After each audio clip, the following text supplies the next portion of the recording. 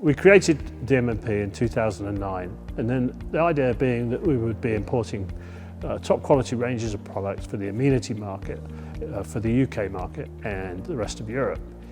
Working with American companies was deemed a way forward simply because the quality of the products was there, and spreaders became or was one of the main areas of the business.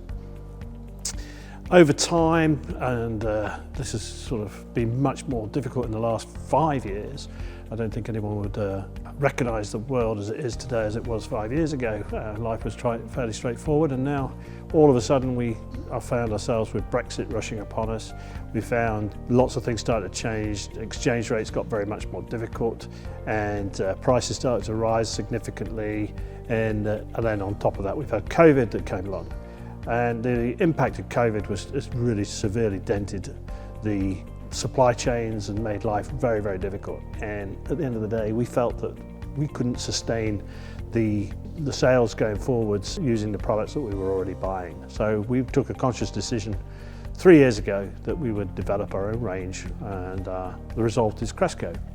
From an environmental point of view, because we're conscious of the amount of cost involved in shipping and keeping that to a minimum and maximising the amounts we ship wherever they go to, we've also been very conscious locally here to make sure that we're environmentally positive as much as we can, and we've invested in solar panels so that we produce virtually all the electricity the company uses, if not probably a little bit more.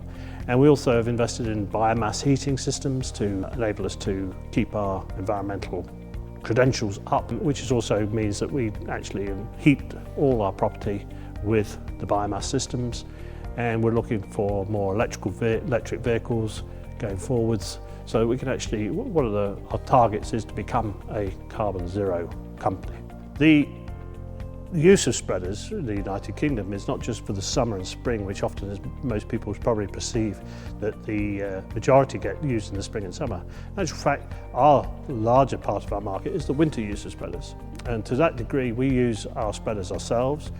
We also have another sister company in which we contract grit for large areas and have some much larger spreaders. And we work also with another American company on that, Snowway.